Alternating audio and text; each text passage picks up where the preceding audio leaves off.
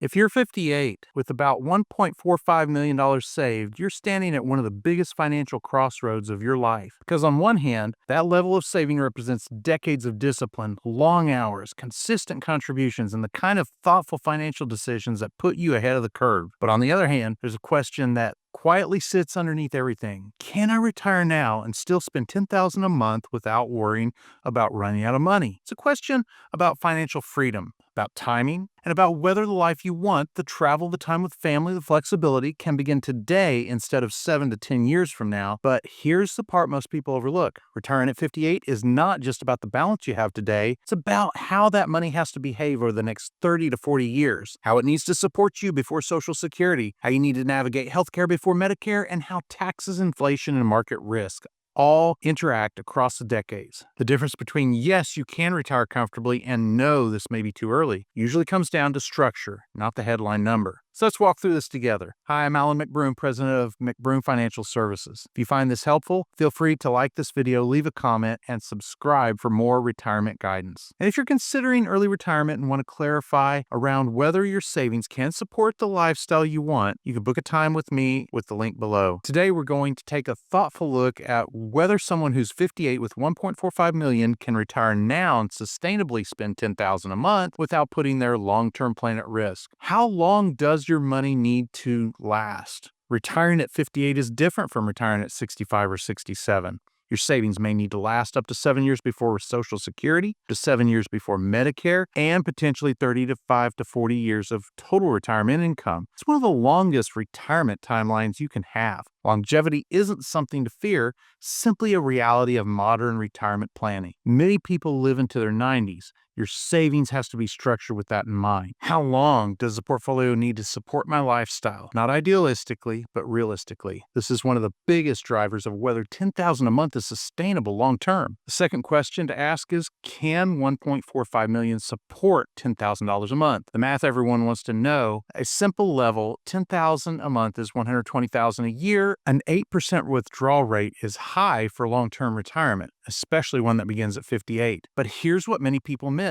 You're not withdrawing 8% forever. You're withdrawing more early, then letting Social Security reduce the pressure later. This is where a structured plan changes everything. If the portfolio is invested for long-term growth, supported with short-term reserves, and withdrawals are blended strategically across account types, the plan may be more sustainable than it appears at first glance. The headline number is one thing. Strategy behind it is what determines success. Number 3, the bridge years, income from 58 until Social Security. For most people retiring at 58, these are the most important years of the entire plan. From 58 to 62 or 67, your portfolio must cover every dollar of income. This is when you have no paycheck, you're not taking Social Security yet, you're not eligible for Medicare, and inflation is just beginning to compound. Without a structure, these years can drain your savings quickly. With a plan, they can be one of the most powerful tax and income planning opportunities. The key question becomes, where does your money come from in these early years? Using tax-deferred plans like a 401k or IRA can push your income up, which may work against you later. Smarter approach blends taxable accounts, Roth accounts, pre-tax accounts, and low-income years for strategic planning. This blend can extend the life of your portfolio significantly. Healthcare before 65.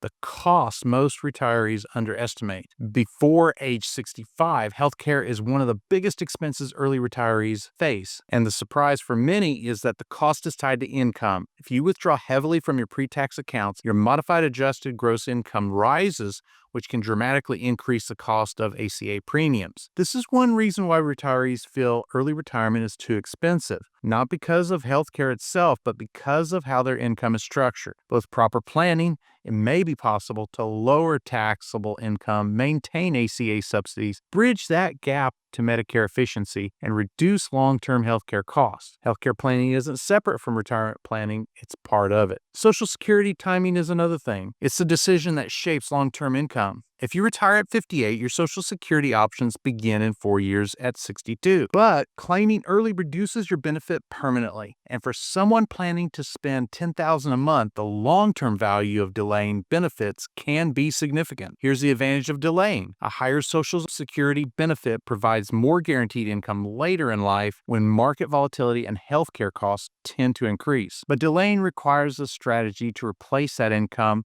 in the meantime, and that strategy must be tax-aware, sustainable, and coordinated with your investment plan. There is no right age universally. There's only the age that best supports your plan. The investment structure is important. The sequence of returns matters even more at 58. When you retire this early, investment risk takes on a different meaning. The biggest risk early retirees face isn't volatility itself, it's a sequence of volatility. If you begin withdrawals during a market downturn, your portfolio may struggle to recover even if long-term performance improves later. This is why early retirement requires a portfolio structure that separates your timelines. A shorter bucket, the first 3 to 5 years of spending, a midterm bucket that balances risk and sustainability, and a long-term bucket designed for growth and inflation protection. This structure reduces the pressure to sell during downturns, which is often where long-term damage occurs. Again, properly structured, your portfolio supports today's lifestyle and tomorrow's needs together. So, can you retire at 58 with $1.45 million and spend $10,000 a month? The most accurate answer is yes,